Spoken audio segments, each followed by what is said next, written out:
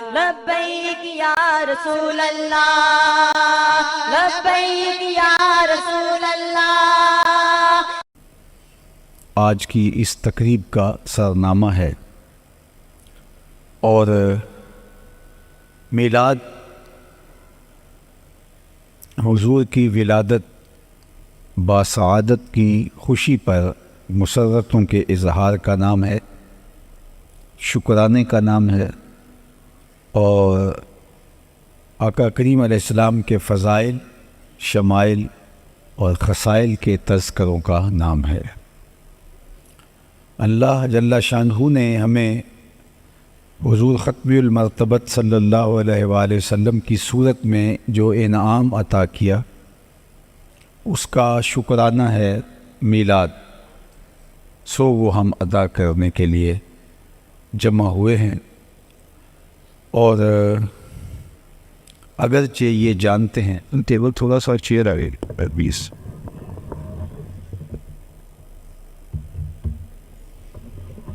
ٹھیک جی، ٹھیک ہو گئے۔ اگرچہ ہم جانتے ہیں کہ حضور کے میلاد کا، حضور کی ولادت کا، حضور کی صورت میں انعام خداوندی کا شکریہ حقیقت میں ادا نہیں ہو سکتا۔ میں اپنے احباب سے یہ کہا کرتا ہوں کہ ہمارے بدن پہ اتنے بال نہیں ہیں جتنے رسول اللہ کے احسانات ہیں۔ ہمارا بال بال قرض رسالت میں جکڑا ہوا ہے۔ ایک شب کا محفل میلاد کیا، ساری زندگی حضور کے ذکر کا چراغاں کرتے رہیں، ان کے نام کے جھنڈے اٹھا کے ان کے تذکروں کی خوشبو بانٹتے رہیں، پھر بھی حضور کی صورت میں انعام خداوندی کا شکریہ ادا نہ ہو پائے۔ خدا شناسی تو بڑی دور کی بات ہے، ہم خود شناس بھی نہیں تھے، ہمیں اپنے آپ کی بھی خبر نہیں تھی۔ حضور آئے تو ہمیں پتہ چلا کہ ہم کون ہیں۔ خود سے ملاقات بھی ان کی دہلیز پہ آ کے ہوتی ہے، اور اگر ان کا در نصیب نہ ہوتا تو ہم آج بھی اندھیروں میں بھٹک رہے ہوتے، آج بھی ہم ظلمتوں میں ٹھوکریں کھا رہے ہوتے، در بدری کا عذاب سہ رہے ہوتے، اگر ہمیں ان کی چوکھٹ نصیب نہ ہوتی۔ مجھے بتاؤ، انسان اشرف المخلوقات ہونے کے باوصف، وَلَقَدْ كَرَّمْنَا بنی آدمہ کا تاج اس کے سر پہ ہے، لیکن یہ مٹی کے بنے مادوؤں، پتھر کے بنے اصنام، لکڑی کے بنے اوثان اور مختلف دھاتوں کے بنے ہوئے بتوں کے چرنوں میں اپنی پیشانی کا تقدس پامال نہیں کرتا تھا، جسے یہ بھی پتہ نہ ہو کہ میں کون ہوں، جو خود شناس بھی نہ ہو، وہ خدا شناس کیسے ہوگا؟ جس سے اپنی ذات سے بھی آگہی نہ ہو کہ میں کون ہوں۔ اشرف المخلوقات ہونے کے باوجود یہ درختوں کو پوجتا تھا، حشرات الارض کو اپنا معبود مانتا تھا، اجرام فلکیہ کے آگے سجدہ ریز ہوتا تھا، بلکہ انسان کی تاریخ تو اتنی شرمناک ہے کہ اس نے کیچوؤں کو، سانپوں کو، بچھوؤں کو اور حشرات الارض کو اپنا معبود مانا ہے۔ یہ ہے انسان کی تاریخ، یہ ہے اس کی نقبت اور رسوائی کا عالم، جو حضرت انسان کی بے توقیری اس کی اپنی نظر میں تھی۔ جو چیزیں حضرت انسان کی خدمت کے لیے، اس کی ضرورت کے لیے پیدا کی گئی ہیں، یہ ان چیزوں کو اپنا معبود سمجھ رہا ہے اور اپنا خدا مان رہا ہے، اور ان سے ہاتھ جوڑ کے حاجتیں طلب کر رہا ہے۔ وہ بے حس و بے حرکت مجسمے جو اپنے نفع نقصان کے مالک نہیں ہیں، ان کو اپنا خدا مان رہا ہے۔ یہ ہے انسان کی گراوٹ، یہ ہے اس کی ذلت، یہ ہے اس کی زبوں حالی، یہ ہے اس کی پستی، یہ ہے اس کی خود ناشناسی، اور یہ ہے اس کی رسوائی کا عالم۔ یہ تو حضور علیہ السلام نے آ کر کے بتایا کہ یہ تیرے معبود نہیں ہیں، تیری چوکھٹ کے فقیر ہیں۔ هو الذی خلق لکم ما فی الارض جمیعا، زمین میں جو کچھ پیدا کیا گیا وہ حضرت انسان کے لیے پیدا کیا گیا۔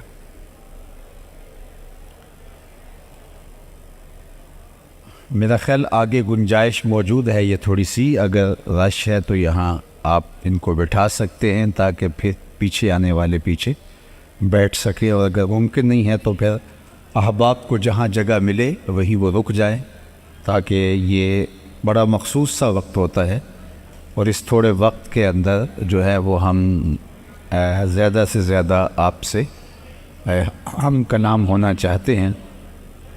تو اگر انتظامی امور اور بیٹھنے اٹھنے کے چکر میں ہی یہ وقت گزر گیا تو یہ قیمتی وقت دوبارہ ہاتھ میں نہیں آئے گا۔ 2-1 منٹ کے اندر جو بھی منتظمین فیصلہ کرتے ہیں تو یہ آگے جو جگہ ہے، پیچھے جگہ ہوگی تو لوگ آ کے ترتیب سے بیٹھتے جائیں گے، اور آگے جگہ ہوگی تو لوگ پیچھے سے پھر آگے آنے کی کوشش میں لگے رہیں گے۔ تو تھوڑا 2-1 منٹ میں اس کو فیصلہ کر کے اس کو طے کر رہی ہے۔ جہاں جگہ مل رہی ہے وہاں بیٹھ جائیے گا، اور باہر بھی انتظام ہے، اور جو لوگ آئیں گے وہ باہر بھی بیٹھتے چلے جائیں گے۔ جتنی اندر گنجائش ہے اس گنجائش کو اندر پر کر لیا جائے گا، اور اس کے بعد باہر جتنی گنجائش ہے وہاں لوگ بیٹھیں گے۔ اللہ آپ کو اس کا بہتر صلہ اور جزا عطا کرے۔ آپ اپنی ساری توجہات میری جانب مبذول کر دیں، جہاں جن لوگوں نے بیٹھنا تھا وہ بیٹھ گئے۔ اب اس چیز کا بہت زیادہ خیال اور دھیان رکھیے گا، منتظمین بھی بیٹھ جائیں، اور اگر کسی کو کہیں بٹھانا ہو تو خاموشی کے ساتھ، تاکہ جو ہے وہ گفتگو کا تسلسل جو ہے وہ خراب نہ ہونے پائے۔ چونکہ میں نے دیکھا ہے کہ کچھ خطیب ایسے ہوتے ہیں کہ وہ شور و غل میں بھی اپنی گفتگو کے تسلسل کو جاری رکھ لیتے ہیں، اور یہ بڑی ہمت ہوتی ہے، میں سمجھتا ہوں۔ لیکن میرا مزاج تھوڑا سا ہٹ کے ہے، وہ جو اقبال نے کہا تھا کہ نظارے کے لیے جنبش مژگاں بھی بار ہے، نرگس کی آنکھ سے تجھے دیکھا کرے کوئی۔ اقبال کہتے ہیں کبھی آنکھوں کا جھپکنا بھی طبیعتوں پہ بوجھ بن جاتا ہے۔ تو اس لیے مکمل انہماک، اور یہ میں آپ کو بتاؤں کہ یہ حضور کے ذکر کا تقاضا بھی ہے، یہ صرف میری ضرورت نہیں ہے، اور یہ میری طبی ضرورت نہیں ہے کہ میں مکمل انہماک ہو تو گفتگو کر پاتا ہوں، بلکہ یہ حضور علیہ السلام کی مجلس نور کا تقاضا ہے کہ یہاں آپ اپنے سانسوں کو بھی کنٹرول میں کریں، اس لیے کہ بات ان کی ہو رہی ہے جن پر بات ہی ختم ہو جاتی ہے۔ اس لیے اپنی تمام تر توجہات کو آپ نے مبذول کرنا ہوگا۔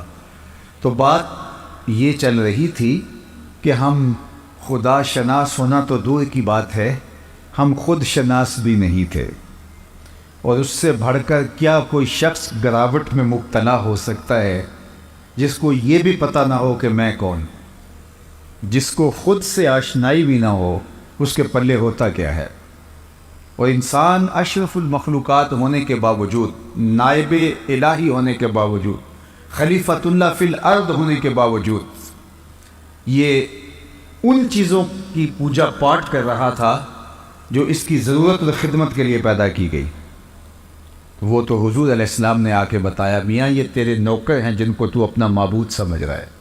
هو الذی خلق لکم ما فی الارض جمیعا، زمین میں جو کچھ پیدا کیا گیا حضرت انسان، یہ تیرے لیے پیدا کیا گیا، تیری ضرورت کے لیے پیدا کیا گیا۔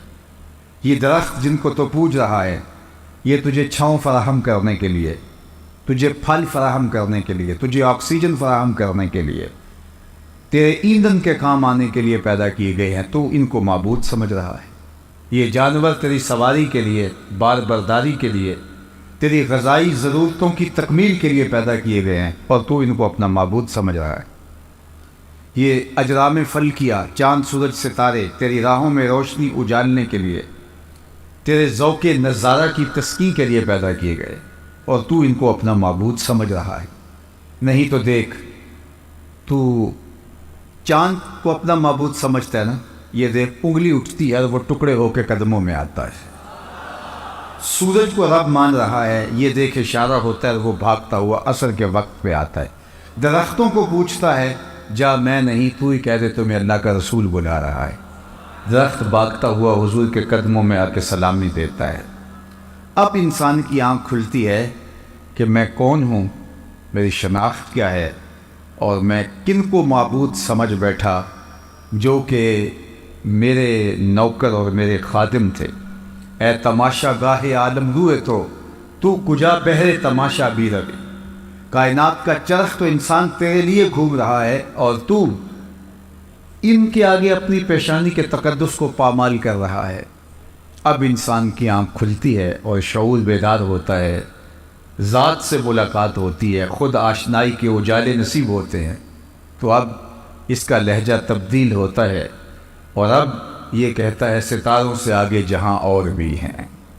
اب اسے سمجھ آئی تو راز کن فقاں ہے، اپنی آنکھوں پر عیاں ہو جا، خودی کا رازداں ہو جا، خدا کا ترجمہ ہو جا، خودی میں ڈوب جا غافل، یہ سر زندگانی ہے، نکل کر حلقہ شام و سحر سے جاوداں ہو جا، مسافے زندگی میں سیرت فولاد پیدا کر، شبستان محبت میں حریر و پرنیاں ہو جا، گزر جا بن کے سیلے تند روح کو ہو بیاباں سے، گلستان راہ میں آئے تو جوئے نغمہ خواں ہو جا، تیرے علم و محبت کی نہیں ہے انتہا کوئی، نہیں ہے تجھ سے بڑھ کر ساز فطرت میں نوا کوئی۔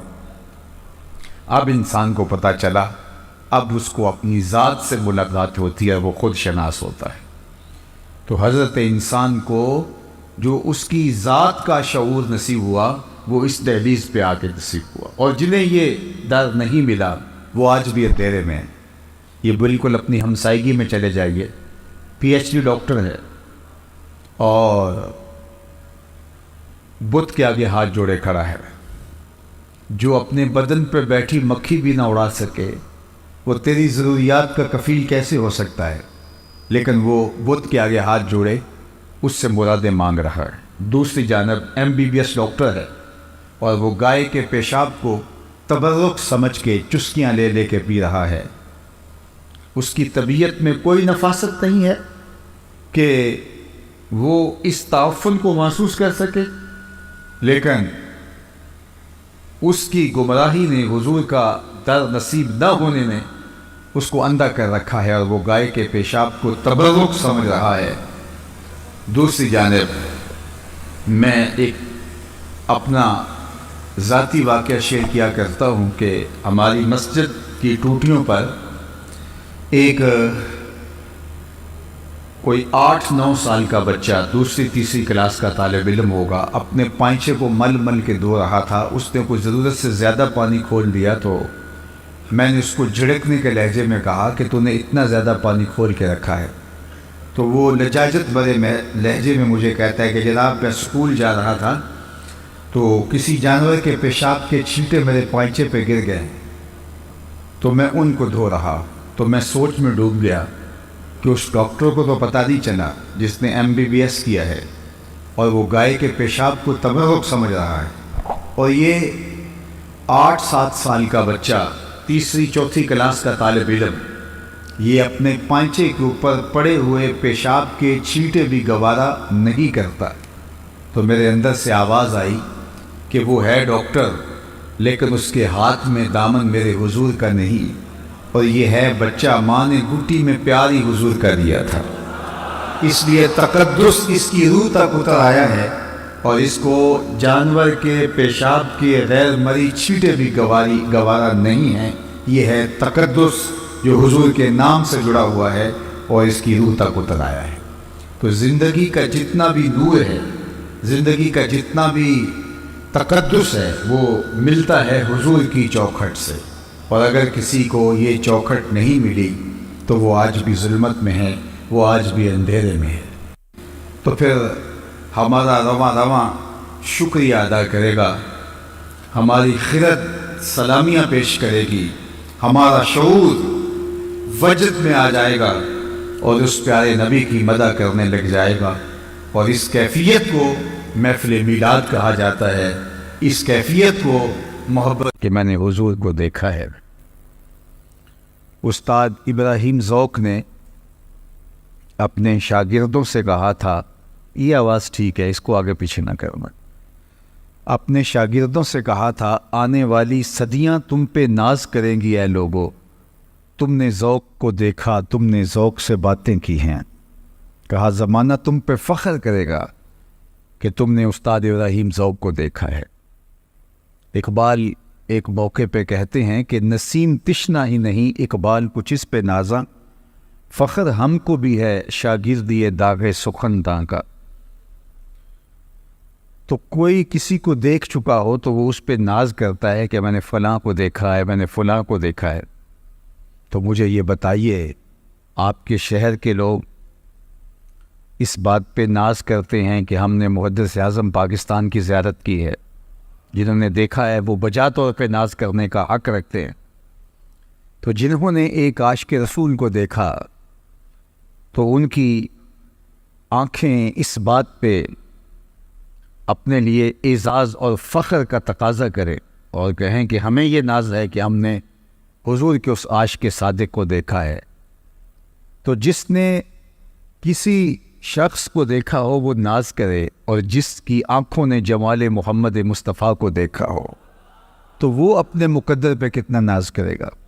تو حضرت ابو طفیل صحابی ہے، اور اس وقت دنیا سے صحابی ایک ایک کر کے رخصت ہو چکے، اور یہ آخری صحابی ہیں روئے زمین پہ۔ تو حج کے موسم میں حاجیوں کے پاس آ کے کہتے ہیں اونچے ٹیلے پہ کھڑے ہو کے، لوگوں صرف میں رہ گیا ہوں جس نے حضور کو دیکھا ہے، اور کوئی پوچھنا ہے تو پوچھ لو، پھر تمہیں کوئی صحابی نہیں ملے گا۔ تو لوگوں کا ہجوم ان کے گرد جمع ہو گیا۔ جنہیں حج کرنے کی سعادت نصیب ہوئی ہے وہ جانتے ہیں کہ حج ایک سالانہ عبادت ہے جو سال میں ایک بار ہی ہوتی ہے۔ تو حج عمومی طور پہ زندگی میں لوگ ایک بار ہی کرتے ہیں، اللہ کچھ خوش نصیب لوگوں کو بار بار بھی یہ سعادت عطا کرتا ہے۔ تو حج کے موقع پہ ہم نے دیکھا ہے کہ کوئی عالمانہ وضاقتہ کا شخص مل جائے تو لوگ اس کو حج کے مسائل پوچھتے دکھائی دیتے، چونکہ اکثر لوگ پہلی بار گئے ہوتے۔ لیکن اگر کوئی ہر سال بھی جاتا ہو تو جس طرح عید کے موقع پہ عید کا طریقہ بتانا ہی پڑتا ہے، تو حج کا طریقہ بھی ہر بار تازہ کرنا ہی پڑتا ہے۔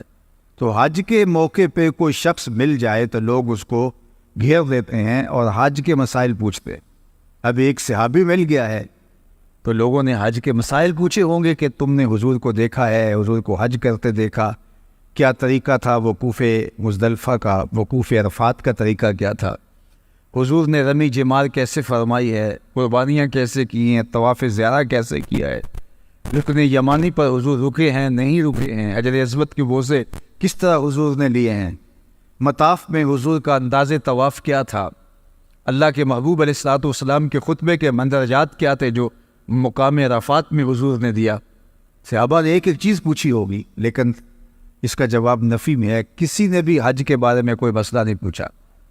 جب حضرت ابو طفیل نے کہا نا لوگوں اس وقت روئے زمین پہ میرے علاوہ کوئی نہیں جس نے حضور کو دیکھا ہو، تو لوگ ہجوم کر کے ان کے گرد جمع ہو گئے اور کہا یار بیٹھ جائے بیٹا بیٹھ جائے، آپ ڈسٹرب نہ کریں، جو جس حالت میں اس کو رہنے تھے، چونکہ وقت بہت قیمتی ہے، بڑی تیزی کے ساتھ وقت بھاگ رہا ہے، ایک ایک لمحے کی قدر کرنی ہے اور ہم نے آگے بڑھنا ہے اور مختصر اپنی بات کو آگے لے کر کے جانا ہے۔ تو حضرت ابو طفیل رضی اللہ تعالی عنہ سے کہا، کسی نے یہ مسئلہ نہیں پوچھا کہ حضور نے حج کیا کیسے کیا اور تاریخ کیا ہے، تاریخ کے ورق اٹھائیے، لوگ ان کے گرد دیوانہ وار جمع ہو گئے جس طرح پروانہ چراغ کے گرد جمع ہوتا ہے۔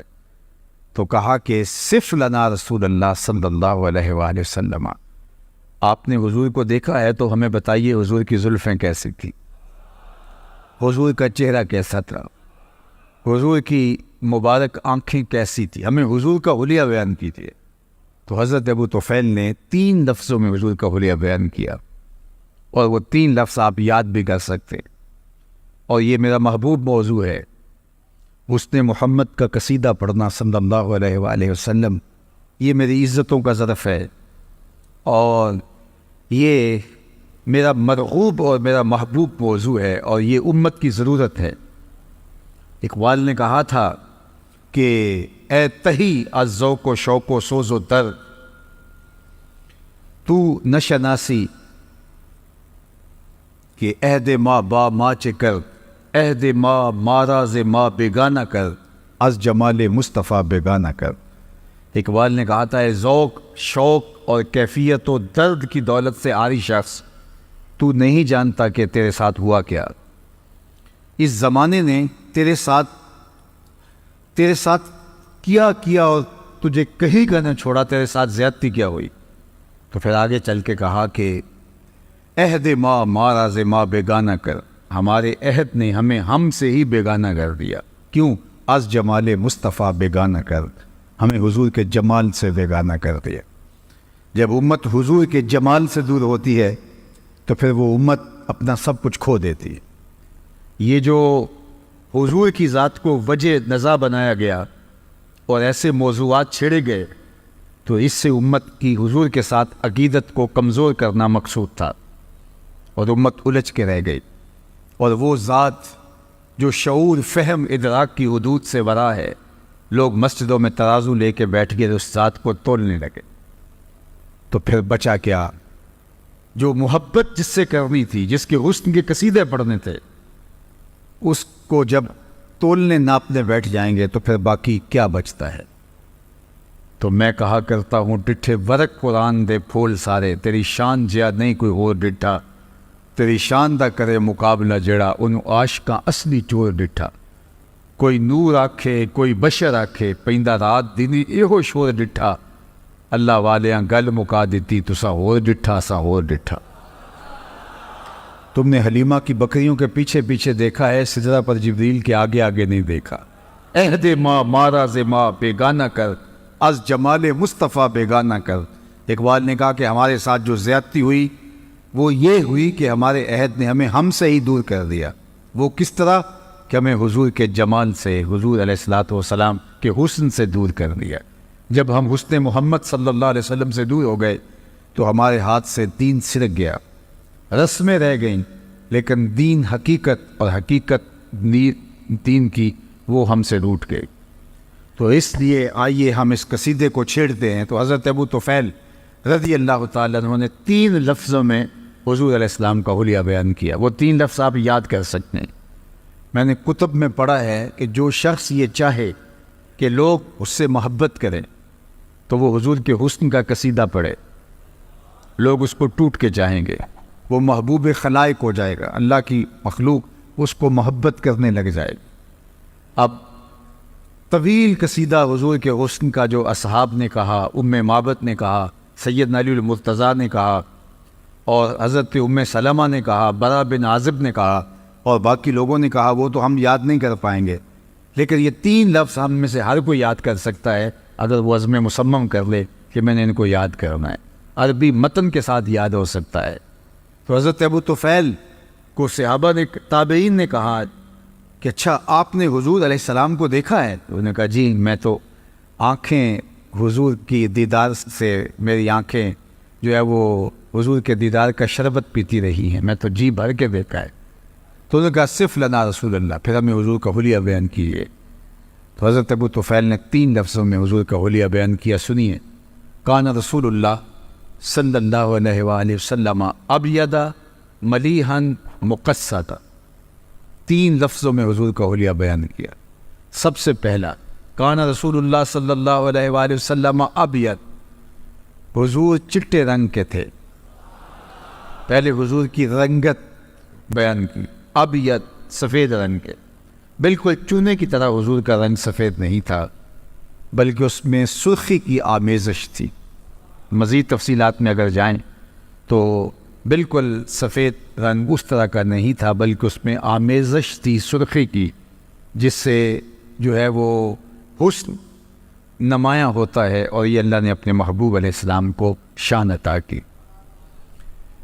اور آپ اگر میری گفتگو کو غور سے سن رہے ہیں اور آخری شخص تک میری بات پہنچ رہی ہے، تو میں آپ کو بتاؤں کہ دادا جو پوتے کا عرفی نام رکھ لیتا ہے اور لاڈ سے اس نام سے پکارتا ہے، عمومی طور پہ دادے کی جان ہوتی ہے پوتے میں، تو وہ اس کا کوئی عرفی نام رکھتا ہے لاڈ سے، پیار سے، نک نیم جسے کہتے ہیں، اور اس سے وہ پکار کر کے خوش ہوتا ہے۔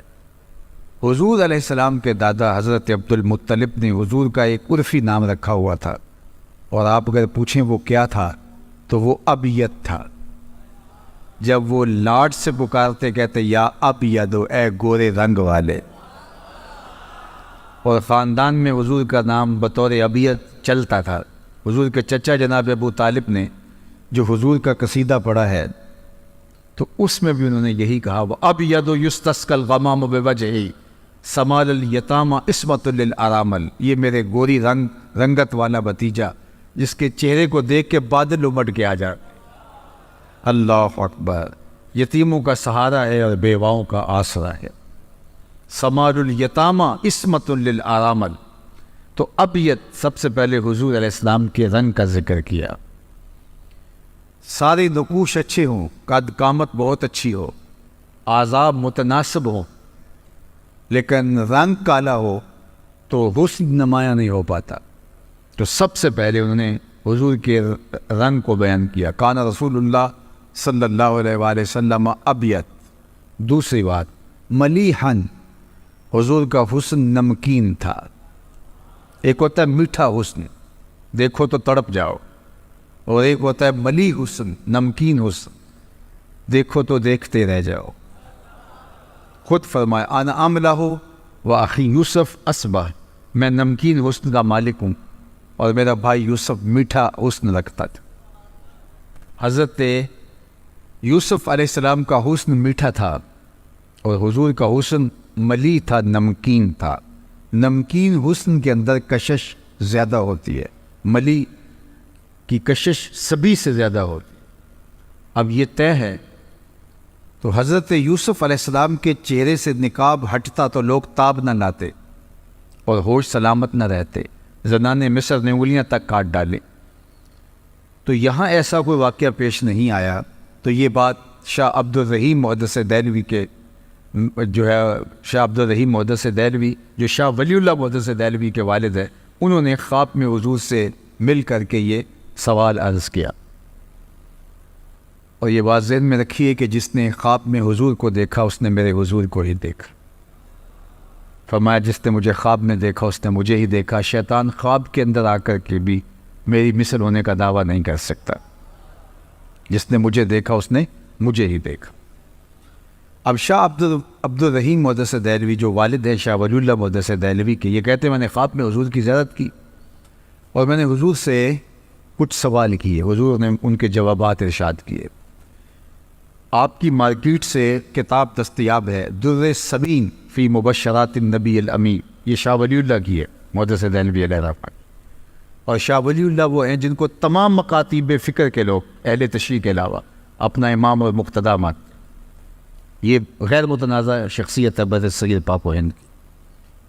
انہوں نے در سمین کے اندر یہ واقعہ لکھا جو میں آپ کے سامنے عرض کرنے جا رہا ہوں۔ وہ کہتے ہیں کہ میرے والد شاہ عبد الرحیم نے خواب میں حضور کی زیارت کی اور زیارت کرتے ہوئے حضور سے سوال کیا کہ حضور آپ کا فرمان ہے انا عاملہ و اخی یوسف اصبح، میں نمکین حسن کا مالک ہوں، میرے بھائی یوسف کا حسن میٹھا تھا، اور وہاں زنان مصر کی انگلیاں کٹ گئی اور یہاں کوئی ایسا واقعہ پیش نہیں آیا، تو اس کی کیا وجہ ہے؟ تو حضور نے جو جواب دیا وہ سنیے۔ آقا نے جو جواب دیا خواب میں، وہ در سمین فی مبشرات النبی الامین میں حضرت شاہ ولی اللہ نے لکھا۔ آقا کریم نے فرمایا جمالی مستور عن اعین الناس غیرۃ من اللہ، اے عبد الرحیم، اللہ نے میرے حسن کو لوگوں کی نظروں سے غیرت محبت کی وجہ سے چھپا کے رکھا ہے۔ کوئی محب نہیں چاہتا کہ میرا کوئی محبوب دیکھے، یہ محب کی غیرت ہوتی ہے کہ وہ اپنے محبوب کو خود ہی دیکھنا چاہتا ہے۔ قتیل شفائی نے کہا تھا اس حد تلک بڑھ گئی ہے بے اعتمادی کہ تجھ کو تجھ سے بھی چھپانا چاہتا ہوں۔ وہ تو چاہتا ہے وہ آئینہ بھی نہ دیکھے۔ تو کہا کہ میرے رب نے میرے حسن کو لوگوں کی نظروں سے چھپا کے رکھا ہے۔ جمالی مستور عن اعین الناس غیرۃ من النار، یہ اس کی غیرت محبت ہے کہ میرے حسن کو ظاہر نہیں کیا گیا۔ اور صوفیاء کہتے ہیں 70,000 بشریت کے پردے حضور کے جمال پہ ڈالے گئے ہیں۔ اللہ اکبر۔ اور اگر وہ پردے اٹھ جاتے کوئی حضور کے جلووں کی تاب ہی نہ لا سکتا۔ یہی بہتر ہے کہ وہ پردے میں روح پوش رہے، وہ اگر پردہ اٹھا دے تو کسے ہوش رہے، کون تاب لا سکے۔ اور مولانا حسن رضا نے کہا علیہ رحمہ نے، وہ اگر جلوہ کریں کون تماشائی ہو، وہ اگر جلوہ کریں کون تماشائی ہو، اگر وہ رخ سے نقاب ہٹا دے اور حقیقت محمدیہ کھل جائے تو کون ہے کہ جو ان جلووں کی تاب لا سکے۔ تو جناب یوسف علیہ السلام کا ماجرا کہ ان کا حسن بے نقاب تھا اور حضور کا حسن 70,000 بشریت کے پردوں میں ملفوف تھا۔ وہاں زنان مصر کی انگلیاں کٹ گئیں تو وہ حسن بے نقاب تھا، اور یہ حسن ملی اس سے کہیں بڑھ کے تھا، لیکن 70,000 پردوں میں ملفوف رہا اور کسی کی تاب نہیں تھی کہ جو ہے وہ دیکھ لیتا اگر وہ حسن بے نقاب ہوتا۔ لیکن اس کے باوجود بھی حضرت حسان بن ثابت رضی اللہ تعالیٰ عنہ فرماتے ہیں کہ میں ان چند لوگوں میں سے ہوں جو حضور کا حلیہ بیان کرتے ہیں۔ یہ بڑے لطف کی بات ہے جو آپ کو بتانے جا رہا ہوں کہ حضور کو 1,44,000 صحابہ نے دیکھا ہے، لیکن حضور کا حلیہ بیان کرنے والوں کی تعداد 3 درجن سے زیادہ نہیں ہے۔ 34-35 لوگ ہیں جو حضور کا حلیہ بیان کرتے ہیں، جبکہ دیکھا کتنے لوگوں نے ہے؟ 1,44,000۔ تو وہ ایک دوسرے سے پوچھا کرتے تھے بتاؤ حضور کیسے تھے، کہا تم نے نہیں دیکھا، کہا دیکھ کر کے بھی نہیں دیکھا۔ تو حضرت حسان بن ثابت کہتے ہیں کہ جو میں حضور کا حلیہ بیان کرتا ہوں میرے پاس دیکھنے کا ایک طریقہ آ گیا تھا۔ فلما نظرت الى انوارہ فوضعت کفی علی عینی خوفا من ذہاب بصری، میں اپنی آنکھوں پر انگلیاں رکھ کے انگلیوں کی اوٹ سے حضور کا چہرہ دیکھتا تھا کہ حضور کے جلووں کی تابش سے میری آنکھوں کی بینائی نہ جاتی رہے۔ یہ چھپے ہوئے حسن کا عالم ہے، یہ چھپے ہوئے حسن کا عالم ہے۔ اور اگر یہ حسن بے نقاب ہوتا تو پھر کون اس کے جلووں کی تاب لا سکتا؟ تو کہا انا املہ، میں نمکین حسن والا ہوں، وَأَخِي یوسف اصبح، اور میرے بھائی یوسف کا حسن سبی تھا۔ اللہ اکبر۔ اور وہ سبی حسن کی طاقت یہ ہے کہ زنان مصر تاب نہ لا سکے۔ انہوں نے کہا غلام پہ دل ہار گئی۔ جب یہ شہرت پھیل گئی کہ زلیخا دل دے بیٹھی ہے تو لائی تو خرید کے تھے، تو کہا غلام پہ دل ہار بیٹھی۔ تو اب زلیخا نے سوچا کہ اب میں ان کو دلائل دیتی پھروں گی تو کتنی دیر تک دلائل دوں گی، یہ تو نہیں مانیں گی۔ اقبال علیہ رحمہ نے کہا تھا نا کہ تیرا علاج نظر کے سوا کچھ اور نہیں، خیرت کے پاس خبر کے سوا کچھ اور نہیں، تیرا علاج نظر کے سوا کچھ اور نہیں۔ اس نے عالی مرتبت خاندانوں کی بیگمات کو اپنے گھر میں بلایا، دعوت کی، ہاتھوں میں ناشپاتیاں دیں اور چھریاں دیں اور ان کو کھانے کے لیے کہا، اور ادھر جا کے جناب یوسف سے کہا وقال تخرج علیہن، 2 لمحوں کے لیے آ جائے، میری محبت کی لاج رہ جائے۔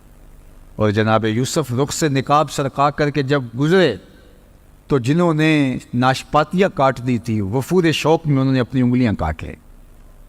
اللہ اکبر۔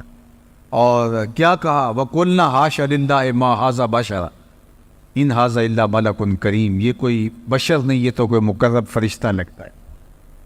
جب تک دیکھا نہیں تھا تو کہتی تھی غلام ہے، دیکھ لیا تو بولی امام ہے۔ اللہ اکبر۔ تو یہ سارے جھگڑے اس لیے ہے کہ لوگوں نے دیکھا نہیں۔ جو دیکھ لیتے ہیں وہ جھگڑے نہیں کرتے، وہ جانے مارتے ہیں۔ یہ جھگڑے وہ کرتے ہیں جنہوں نے دیکھا نہیں۔ پیر وارث شاہ نے کیا خوب کہا تھا، جنہ ویکھیا نہیں ہو کرن گلنا، جنہ ویکھیا نہیں ہو کرن گلنا، جنہ ویکھیا ہو تے بول دے نہیں، جڑے محرم راز حقیقت دے اور راز حقیقت کھول دے نہیں۔ اس لیے یہ جھگڑے ہیں اس لیے کہ لوگوں نے میرے حضور کو دیکھا نہیں، جنہوں نے دیکھ لیا انہوں نے جانے وار دی۔ اللہ اکبر۔ تو کہا کان رسول اللہ صلی اللہ علیہ وآلہ وسلم ابید ملیحن، ان کا حسن ملی تھا۔ حضرت ابو ہریرہ بولتے کل قمر لیلۃ البدر لم ارا قبلہ ولا بعدہ مثلہ، کیا پوچھتے ہو، 14ویں رات کے چمکتے ہوئے چاند کی طرح حضور کا چہرہ تھا۔ اور پھر بولے نہیں نہیں نہیں، یہ تو تمہیں بیان کرنے کے لیے بتایا ہے، حضور جیسا نہ پہلے دیکھا نہ کبھی بعد میں دیکھا۔ اور حضرت احسان بن ثابت کہتے ہیں کہ دیکھتے کیسے، کسی ماں نے جنم دیا ہوتا تو دیکھتے، خدا نے وہ سچا ہی پن چھڑیا جہدے وچ محمد نو ٹالیا سی۔ حسینہ جمیلہ دا منہ موڑ دیتا، محمد بنا کے قلم توڑ دیتا۔ ایسا پیکر تراشا کہ دنیا دیکھتے ہی رہ گئی۔ اللہ اکبر، ایسا نورانی پیکر تراشا، ایسا حسی پیکر تراشا کہ زمانے نے جو ایسا نہ پہلے دیکھا نہ بعد میں دیکھا۔ اللہ اکبر، لکھاں آئے لوگ زمانے تے، محبوب خدا جا کوئی نہیں، لکھاں سونے بن بن بیندے نے، او دی خاک پا جا کوئی نہیں۔ اللہ نے جو جمال دیا، جو خوبصورتی دی، جو حسن دیا، جو چہرے کے اوپر چمک دھمک عطا کی، اللہ اکبر، وہ حضور کی ہی شان تھی۔ حضرت ام المومنین سیدہ عائشہ رضی اللہ تعالیٰ عنہ چرخہ کاٹ رہی تھی، اور حضور اپنے گھر کا کام کاج خود اپنے ہاتھوں سے کر لیتے تھے۔ تو حضور کسی کام میں لگے تھے کہ حضور کی مبارک پیشانی پر پسینے کے قطرے نمودار ہوئے، اور جب حضور کے رخ نور پر پسینے کے قطرے نمودار ہوئے تو یہ چرخہ کاٹتے کاٹتے رک گئی۔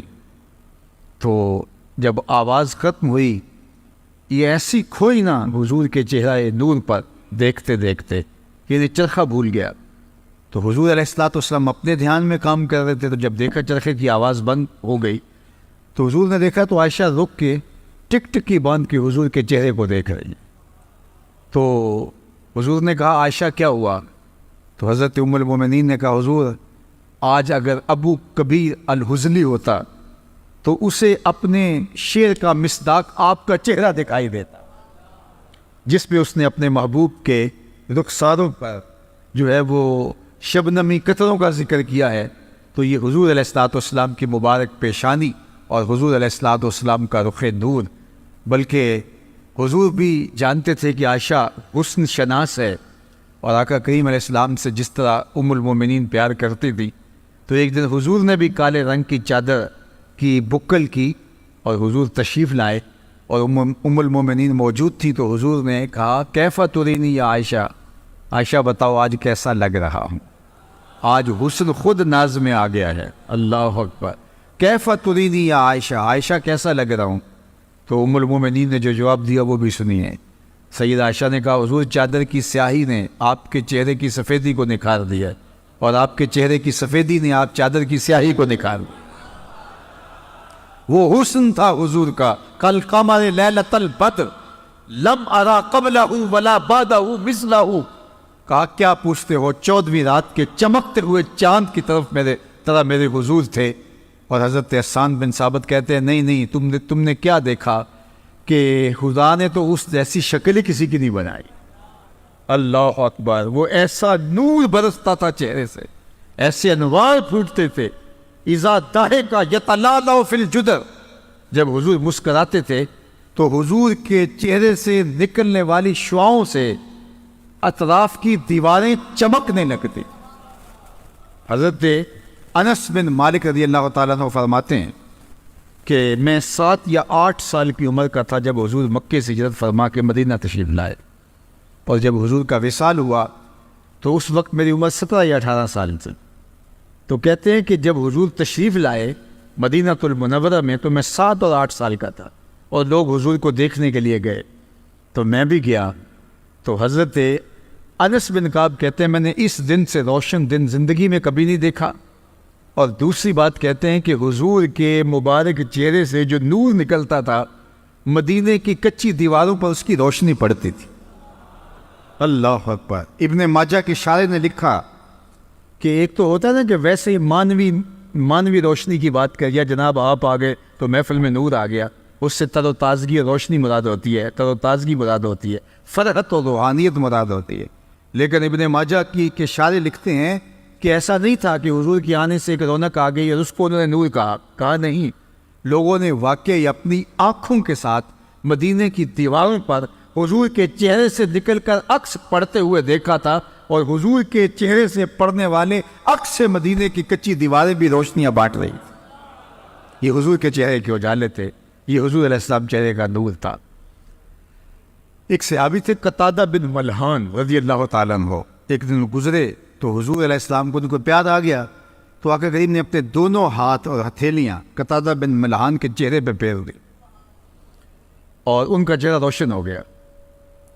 اب سنیے، ایک صحابی ہیں، وہ فرماتے ہیں کہ میں قتادہ بن ملحان کو ملنے گیا، حضور کے وصال کے بعد کی کہانی ہے، اور وہ بہت بیمار بھی تھے اور بوڑھے بھی تھے۔ کہتے ہیں میں ان کو ملنے گیا تو وہ چارپائی پہ بیٹھے ہوئے تھے اور میں ان کی پائنتی کی جانب بیٹھ گیا، اور میرا رخ ان کے چہرے کی طرف تھا اور ان کا رخ جو ہے وہ میری طرف تھا۔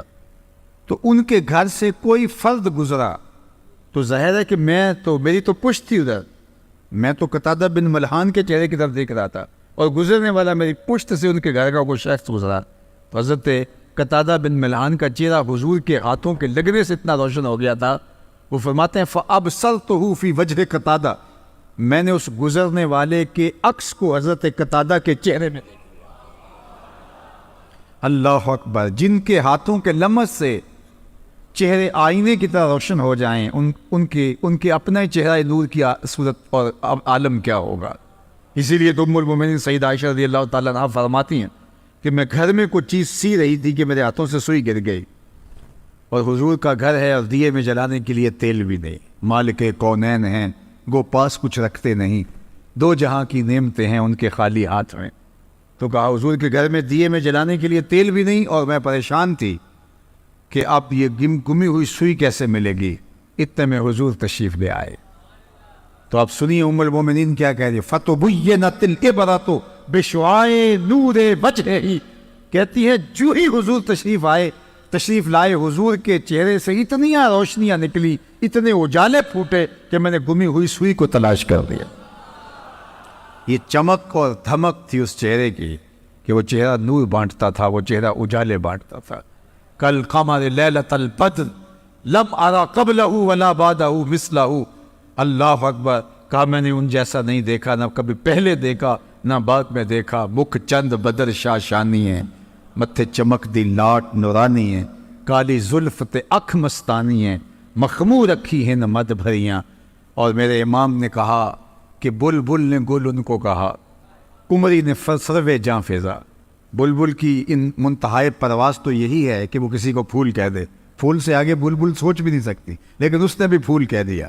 ذرا شعر کا حسن دیکھیے، بلبل نے گل ان کو کہا، کمری نے سروے جاں فضا، حیرت نے جھنجھلا کر کہا یہ بھی نہیں وہ بھی نہیں، خورشید تھا کس زور پر، کیا بڑھ کے چمکا تھا قمر، بے پردہ جب وہ رخ ہوا یہ بھی نہیں وہ بھی نہیں۔ وہ جمال، وہ حسن، وہ خوبصورتی اللہ نے اپنے محبوب کے چہرہ انور کو عطا کی۔ تو فرمایا ملیحن، اور تیسری چیز فرمائی مقصدہ، حضور متوازن تھے، اور یہ بہت کمال حضور کے حسن کا ایک نمایاں پہلو ہے۔ چیزوں کا توازن حسن ہوتا ہے۔ کسی کا پیٹ اٹھا ہوا ہو اور جو ہے وہ سینہ پیچھے کی طرف ہو تو اچھا بھلا انسان اپنی خوبصورتی کھو دیتا ہے، اور پیٹ بہت زیادہ چپکا ہوا ہو تو پھر بھی خوبصورتی وہ نہیں رہتی۔ تو بہترین توازن کیا ہے؟ سینہ اور پیٹ دونوں برابر ہوں، یہ ہے توازن۔ اب سنیے حضور کا توازن۔ کان رسول اللہ صلی اللہ علیہ وآلہ وسلم سواء الصدر والبطن، حضور کا سینہ اور پیٹ دونوں برابر تھے۔ قد بہت لمبا ہو تو وہ بھی عجیب لگتا ہے، پست قامتی بھی عیب ہے، لیکن سنو حضور کا حسن۔ کان رسول اللہ صلی اللہ علیہ وآلہ وسلم لیس بالطویل الممغط ولا بالکثیر المتردد، حضور کا قد لمبا بھی نہیں تھا، حضور کا قد چھوٹا بھی نہیں تھا، درمیانی قد و قامت، درمیانی سے تھوڑی سی اٹھتی ہوئی۔ لیکن سنو جو دوسری کہانی ہے، حضور کا قد لمبا نہیں تھا، حضور پست قامت بھی نہیں تھے، حضور کی قد و قامت متوازن تھی، اور اونچے قد کے لوگ مجمع صحابہ میں موجود ہوتے تھے، حضرت عباس، حضرت عمر، لیکن حضور جب موجود ہوتے، اللہ اذا جامع الناس غمرہم، حضور کا قد لمبا نہیں تھا، لمبے قد والے لوگ کھڑے ہوتے اور مجلس میں موجود ہوتے، لیکن حضور تشریف لاتے تو حضور کے کندھے لوگوں کے سروں سے اونچے دکھائی دیتے۔ قد لمبا نہیں تھا لیکن اٹھتا ہوا قد حضور کا ہی دکھائی دے. اللہ اکبر. یہ حسن تھا, یہ حضور کا جمال تھا. ابل الذرائین والسعدین والزندین, ہاتھ, کلائیاں, بازو سب اعتدال کے ساتھ حسین. اللہ اکبر. کان رسول عظیم الحامہ, حضور کا سر انور موزونیت کے اعتبار سے بڑا خوبصورت تھا. آنکھیں سرمگی تھی, بال مکمل گھنگریالے بھی نہیں تھے, بالکل سیدھے بھی نہیں تھے, بلکہ تھوڑا سا خم لیے ہوئے تھے. توازن, ہر معاملے میں حضور کا توازن اللہ نے اپنے محبوب کو عطا فرمایا, اور یہ حسن اللہ نے اپنے محبوب کو عطا فرمایا. یہ باب ہے حضور کے حسن کا, اور یہ میلاد کا عنوان ہے. ایک حدیث آپ کے سامنے رکھی ہے, مضمون اگر اسی پر آگے لے کر کے جائیں تو یہ عنوان ہی ایسا ہے کہ انسان کی حیرتوں کی انتہا جو ہے وہ یہاں ہے کہ میں کیا کہوں اس حسن مجسم کے بارے میں. اعظم چشتی نے قلم توڑ دیا کہ سمجھا نہیں ہنوز میرا عشق بے ثبات, سمجھا نہیں ہنوز میرا عشق بے ثبات, تو کائنات حسن ہے یا حسن کائنات. شعر کا حسن دیکھیے, حضور کا ذکر آیا تو شعر میں حسن آ گیا. تو ذرا شعر کا حسن اور جمال دیکھیے. سمجھا نہیں ہنوز میرا عشق بے ثبات, ایک کہا کہ میرا عشق بے ثبات ہے, تیرا حسن فراواں ہے. حافظ شیرازی نے کبھی کہا تھا نا کہ ز عشق ناتمام ماں جمال یار مستغریس, بآب و رنگ و خال و خط چے حاجت روح زیبارا. ہمارے ناتمام عشق, ہمارے ادھورے عشق سے اس کا حسن بے نیاز ہے. ہمارے عشق ادھورے ہیں, ہمارے عشق پورے نہیں ہیں, ناتمام عشق اور اس کا حسن مکمل. تو پھر جو نامکمل عشق ہے وہ حسن مکمل کی تصویر کھینچ کیسے سکے؟ کوئی ایسی دور بھی ایجاد نہیں ہوئی جو اس کو احاطے میں لے آئے, کوئی ایسا کیمرہ ایجاد نہیں ہوا جو اس حسن کو جو ہے وہ کیپچر کر سکے. اس لیے کہ ہمارے کیمرے نامکمل ہے, وہ حسن فراواں ہے. اس چکا چوند کو ہمارے تخیل کے کیمرے کبھی بھی جو ہے عکس بند نہیں کر سکتے. اب سنیے حافظ شیرازی کے لفظ, ز عشق ناتمام ماں جمال یار مستغریس, اس کا جمال حبیب اور اس کی تابانیاں اور اس کی تابشیں وہ ہمارے ادھورے عشق کے بس کی کا روگ نہیں ہے. اللہ اکبر. بآب و خال و خط چے حاجت روح زیبارا. کا جو سونے ہوتے ہیں ان کو کنگھیوں کی ضرورت نہیں ہوتی, ان کو میک اپ کی ضرورت نہیں ہوتی, ان کو کسی کی تعریف کی ضرورت نہیں ہوتی. تو ان کا حسن فراواں ہے, ہمارا عشق ناتمام ہے. لیکن سادی دو قدم آگے بڑھ کے ایک بات کر گیا, اللہ اس کی قبر پہ کروڑوں رحمتوں کا نزول کرے. سادی کہتا ہے نہ حسن شغایت دارت نہ سادی را سخن پایا. کسی نے تو بے بسی کا اظہار کر دیا, میرا عشق ناتمام ہے لہٰذا میں آگے بڑھ نہیں سکتا, میں یہیں سے واپس آ رہا ہوں. لیکن سادی نے کہا کہ میں واپس تو نہیں آؤں گا, لیکن عشق میرا ناتمام ہی ہے. اب ذرا اگر آپ کی توجہ ہو اور آپ کا ذوق میرے ذوق کے ساتھ جو ہے وہ کوئی جڑ رہا ہو تو اس شعر کا لطف لے لیجئے. وہ کہتے ہیں نہ حسن شغایت دارت نہ سادی را سخن پایا, نہ حسن شغایت دارت نہ سادی را سخن پایا, بمیرت تشنا مستسقی و دریا ہم چنا باقی. یہ جسم جس کو بیماری ہو جائے استسقا کی, تو جتنا مرضی اس کو پانی پلا دیں تو وہ شراب نہیں ہوتا. تو یہ بیماری ہے استسقا, جو کسی کو لگ جائے تو وہ پانی پیتا ہے اور سیراب نہیں ہوتا. جتنا بھی پلائیں وہ بار بار پانی مانگتا ہے لیکن اس کی پیاس نہیں بجھتی. تو ایسے مریض کو کہتے ہیں مستسقی, جس کو استسقا کا مرض لگ گیا ہے. اب شعر کا مزاج سمجھیے, شعر کا مفہوم سمجھیے.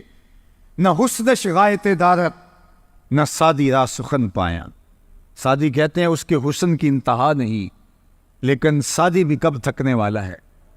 نہ اس کے حسن کی انتہا اور نہ سادی کا کلام جو ہے اس کی کوئی انتہا. تو پھر ہوا کیا؟ کہا بمیرت تشنا مستسقی و دریا ہم چنا باقی.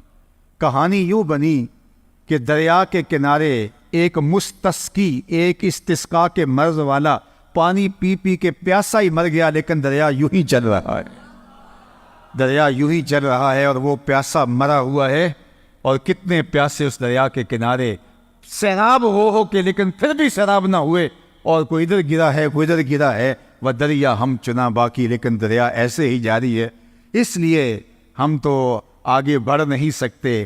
اور یہاں غالب نے قلم توڑتے ہوئے کہا، غالب ثنائے خواجہ پہ یزداں گزاشت فیم، کہاں ذات پاک مرتبہ دان محمد است۔ غالب جب ہمارے بس کا روگ نہیں ہے تو ہم کیوں بات کریں، وہ جانے اس کا کام جانے۔ لا یمکن الثناء کما کان حقہ بعد از خدا، بزرگ توئی قصہ مختصر اسی کی ضروری نالے ساڈا کی بیان ہے۔ او دیاں تے خوبیاں دا نات خاں قرآن ہے، صورتاں سپارے رنگ نبی دے جمال دا، لب کے لے آواں کتوں سونا تیرے۔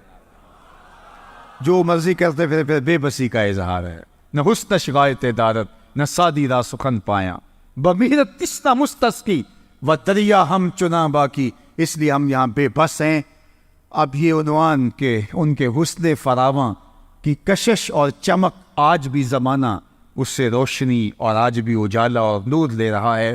کائنات کے اندر یہ جتنے بھی اجالے آج بھی موجود ہیں، یہ حسن محمد کی زکوٰۃ ہے، یہ ان کے حسن کی خیرات ہے، اور وہ حسن آج بھی بڑھ رہا ہے، اور اس کے فیض و برکات آج بھی جو ہے وہ عالم کو نصیب ہو رہے ہیں۔ دوسری بات، حضور کے خصائل، یہ عنوان ہے۔ اب وقت کے دامت میں اتنی گنجائش نہیں کہ میں عنوان کا مضمون چڑھوں، لیکن 5 جملے سن لیجئے تشریح کے بغیر، جو حضور کی سیرت کا سرنامہ ہے، اور یہ بخاری شریف اور باقی کتب تواریخ اور سیر کے اندر موجود ہے، لیکن اس کی روایت کس نے کی ہے، یہ کس کے کلمے ہیں؟ یہ سیدہ حضرت خدیجۃ الکبریٰ رضی اللہ تعالی عنہا کی رائے ہے حضور علیہ السلام کے بارے میں۔ یہ ہے حضور کی سیرت کا آئینہ، حضور کی سیرت کا ایک آپ شمع دیکھنا چاہیں، حضور کی سیرت کا ایک عنوان دیکھنا چاہیں تو صرف یہ 5-6 عنوان دیکھ لیجئے۔ جب پہلی وحی نازل ہوئی اور حضور علیہ السلام پر ایک کیفیت طاری ہوئی، اور حضور جب گھر آئے اور کہا ضملونی، مجھے چادر اڑا دو، مجھے سردی کا احساس ہے، تو ام المومنین نے حضور کو تسلی دیتے ہوئے جو 5 یا 6 جملے کہے تھے، بعض روایات میں 5 ہیں، بعض روایات میں 6 ہیں۔ وہ جملے کیا تھے؟ انہوں نے کہا، کلا واللہ لا یخزیک اللہ ابدا، اللہ کی قسم آپ کا رب آپ کو کبھی بھی بے آبرو نہیں ہونے دے گا، آپ کا رب آپ کو کبھی بھی بے آبرو نہیں ہونے دے گا۔ کیوں؟ اب سن لیجئے، یہ حضور کی سیرت کے 5 نمایاں پہلو ہیں، اور یہ ہم سنے بھی، میں اس کی تشریح میں نہیں جانے کا وقت چونکہ سمٹ گیا، لیکن میں چاہوں گا کہ سنتے سنتے میں اور آپ اپنا جائزہ لیں کہ کیا ہم نے اپنے نبی کی محبت میں اپنے اندر یہ 5 وصف پیدا کر لیے ہیں۔ اگر کر لیے ہیں تو ہمیں مبارک ہو، اور اگر نہیں کیے تو آج کی اس مجلس کے اندر میں اور آپ عہد کر کے اٹھیں کہ مالک تیرے محبوب علیہ السلام کی سیرت کے یہ 5 نمایاں پہلو ہم اپنے اندر پیدا کرنے کی کوشش کریں گے، مدد تو کرنا۔ اور میلاد رسول میں ہم یہ دعا مانگ رہے ہیں، اللہ حضور کی سیرت کے یہ 5 وصف ہمارے سینوں کے اندر ڈال دے اور ہماری طبیعتوں کے اندر ان کو راسخ کر دے۔ تو انہوں نے کہا، کلا واللہ لا یخزیک اللہ ابدا، آپ کا رب آپ کو کبھی بھی پریشان نہیں ہونے دے گا، بے آبرو نہیں ہونے دے گا۔ کیوں؟ انک لتصل الرحم وتحمل الکلہ وتکسب المعدوم وتقری الضیف وتعین علی نوائب الحق۔ یہ 5 خوبیاں حضور کی انہوں نے بیان کی۔ سب سے پہلی، انک لتصل الرحم، آپ رشتہ داروں کے ساتھ سلوک اچھا کرتے ہیں۔ یہ حضور کی سیرت کا نمایاں پہلو جو ام المومنین نے حضور کے سامنے بیان کیا وہ یہ تھا، انک لتصل الرحم، آپ صلہ رحمی کرتے ہیں، رشتہ داروں کے ساتھ آپ کا سلوک بہت اچھا ہے۔ دوسری بات، وتحمل الکلہ، جس کا کوئی بوجھ اٹھانے والا نہیں اس کا بوجھ آپ اٹھاتے ہیں۔ تیسری بات، وتکسب المعدوم، جس کا کوئی کمائی کرنے والا نہیں ہے اس کی ضرورت کو آپ پورا کرتے ہیں۔ وتقری الضیف، اور آپ مہمان نواز ہیں۔ اور 5ویں چیز، وتعین علی نوائب الحق، اللہ کے راستے میں کوئی مشکل میں پھنس جائے تو آپ اس کے ساتھ کھڑے ہوتے دکھائی دیں۔ یہ 5 وصف میں دیکھوں کہ میرے اندر آپ کے اندر اگر موجود ہیں تو ہمیں مبارک ہے، اور اگر نہیں ہیں تو ہمیں یہ اوصاف حمیدہ، یہ حضور کی شخصیت کے نمایاں پہلو ہیں، اور ایک امتی کو اپنی تعلیم، اپنے نبی کے اخلاق کا عکس اپنے اندر پیدا کرنا چاہیے۔ جب حضرت ابوبکر صدیق رضی اللہ تعالیٰ عنہ ایک دن کفار سے تنگ آ کر شہر مکہ چھوڑ کے جانے لگے تو ابن الدغنہ جو قریش کا ایک سردار تھا وہ راستے میں ملا، اور اس نے کہا ابو بکر کدھر جا رہے ہو؟ کہا آپ کے شہر کے لوگوں نے تنگ کر دیا، میں شہر چھوڑ کے جا رہا ہوں۔ تو اس نے کہا آپ جیسے لوگ شہر چھوڑ کر نہیں جائیں گے۔ ابن الدغنہ نے کہا کہ میں آپ کو پناہ دیتا ہوں، آپ جیسے لوگ شہر چھوڑ کے نہیں جائیں گے۔ کیوں؟ انک لتصل الرحم، آپ صلہ رحمی کرتے ہیں، وتحمل الکلہ، اور لوگوں کا بوجھ اٹھاتے ہیں، وتکسب المعدوم، اور جس کا کوئی بوجھ اٹھانے والا نہیں، جس کا کوئی کمانے والا نہیں، اس کے لیے کمائی کرتے ہیں، وتقری الضیف وتعین علی نوائب الحق۔ حضرت ابو بکر صدیق کو ابن الدغنہ نے کہا کہ تمہارے اندر یہ وصف ہیں، اور جس شخص کے اندر ایسے وصف ہوں اس کو شہر نہیں چھوڑ کے جانا چاہیے، ورنہ شہر اجڑ جائیں گے۔ تو جو وصف میرے حضور کے تھے، ابن الدغنہ نے کہا کہ وہ وصف ابو بکر میں ہیں، تو ابو بکر تو شہر چھوڑ کے نہیں جائے گا، تم مکے میں ہی رہو گے۔ اب یہ تھا حضور علیہ السلام کی محبت کا عکس ہے۔ میں اور آپ ہم کہتے ہیں ہم حضور علیہ السلام کے عاشق ہیں، لیکن یہ صرف ہم زبان اور ہونٹوں سے کہتے ہیں، یہاں سے لفظ نکلتے ہیں، فضا میں بکھر جاتے ہیں، ہمارے کردار کے ساتھ کوئی جڑ کے دیکھے تو ہم کچھ اور ہوتے ہیں، کردار حضور کا کچھ اور ہے۔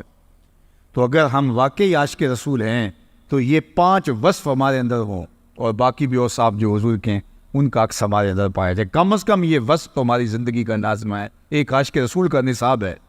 اور سیدنا صدیق اکبر رضی اللہ تعالیٰ عنہ کو ابن دغنہ کہتا ہے آپ کے اندر یہ 5 چیزیں، آپ کیسے جا سکتے ہیں شہر چھوڑ کے؟ تو میں اور آپ دیکھوں کہ ہم اگر دعویٰ محبت کرتے ہیں، محبت کا دعویٰ اپنی جگہ پہ، لیکن اس کے تقاضے کیا ہیں؟ اللہ کے محبوب علیہ السلام نے دیکھا کہ حضور وضو کر رہے ہیں، اور وضو کا پانی صحابہ زمین پہ نہیں گرنے دیتے، تو اگر میں ما حملکم علی ھذا، تمہیں اس بات پر کس نے ابھارا ہے کہ میرے وضو کے پانی کو زمین پر نہیں گرنے دے رہے جبکہ میں نے اس کا تمہیں حکم نہیں دیا؟ تو انہوں نے کہا حب اللہ و رسولہ، اللہ اس کے رسول کی محبت۔ حضور کا وضو کا پانی صحابہ اپنے ہاتھوں پہ لیتے ہیں، منہ پہ مل لیتے ہیں، اور جس کو وہ پانی نہیں ملتا وہ گیلے ہاتھوں سے ہاتھ رگڑ کے منہ پہ مل لیتا ہے۔ حضور نے حکم تو نہیں دیا تھا، لیکن محبت اس کا تقاضا کرتی تھی، اور صحابہ وضو کا پانی زمین پر نہیں گرنے دے رہے۔ اللہ اکبر، صحاح کی روایت۔ حضور علیہ السلام نے کہا کہ تمہیں اس بات پہ کس نے ابھارا؟ تو انہوں نے کہا حب اللہ و رسولہ، اللہ اس کے رسول کی محبت نے۔ تو اللہ کے محبوب نے جو ارشاد فرمایا وہ سن لیجئے۔ حضور نے فرمایا کہ جو چاہتا ہے اللہ اس کا رسول اس سے محبت کرے، اور وہ اللہ اس کے رسول سے محبت کرے، تو اس کو 3 کام کرنے چاہیے۔ ایک تو جب بھی بولے سچ بولے، اور دوسرا اپنے ہمسایوں کے ساتھ سلوک اچھا کرے، اور تیسرا جب اس کے پاس امانت رکھی جائے تو اس میں خیانت نہ کرے۔ یدی تمہارا وہ عمل کہ تم میرے وضو کے پانی کو زمین پر گرنے نہیں دیتے، تمہارا یہ عمل بہت اچھا ہے، لیکن یہ نہیں کہ اس عمل پر ہی تمہارا فوکس رہے اور تم ہمسایوں کے حقوق پامال کر بیٹھو۔ تمہارا فوکس اس عمل پہ رہے کہ میرے پانی کو زمین پر نہیں گرنے دیتے، لیکن تمہاری زبان سے جھوٹ نکل جائے۔ تو کہا یہ تمہارا عمل، اس پہ حضور نے نفی نہیں کی، لیکن کہا کہ تم یہ اس لیے کر رہے ہو نا کہ اللہ کے رسول کی محبت اور اللہ کی محبت۔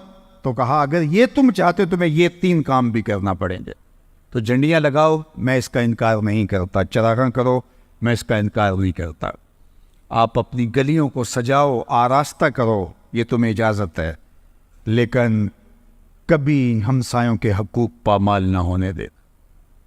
بلکہ میں ایک بات کہوں، شاید میرے کچھ ہم مسلک مجھ سے ناراض بھی ہو جائیں، لیکن میں آپ کو کہوں کہ اگر اس بار آپ چراغاں نہیں کر سکتے اور آپ کے محلے کے اندر کچھ لوگوں کا میٹر اس لیے کٹ رہا ہے کہ وہ بل دینے کی اہلیت نہیں رکھتے، تو آپ چراغاں کرنے کی بجا ان کا بل دے دیں تو اللہ کے رسول زیادہ خوش ہوں گے۔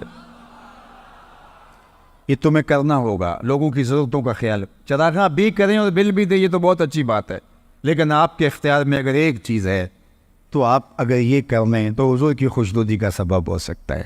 بلکہ میں نے تو ایک زمانے میں کہا تھا کہ جتنا جو ہے وہ چھت بنا کر کے مختلف گوٹے اور تاروں کی جتنے پیسے آپ گلی کے اوپر لگاتے ہو، تھوڑے سے پیسے اور ڈال کر کے اگر نیچے والی گلی پکی کر دو تو یہ تو صرف 10 دن کے لیے ہے اور وہ پوری عمر کے لیے ہے، تو میلاد والا رسول تم سے زیادہ خوش ہوگا۔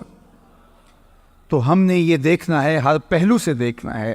لازمی نہیں ہے کہ ایک بندہ بات کر رہا ہو، درست کر رہا ہو، آپ کا عشق ضروری اس کے اوپر فتوے لگا رہا ہو، اس کو سوچ بھی لو کہ جو کہہ رہا ہے وہ سچ کہہ رہا ہے، درست کہہ رہا ہے، اور حالات کو پوری طرح سے نگاہ میں رکھ کے کہہ رہا ہے۔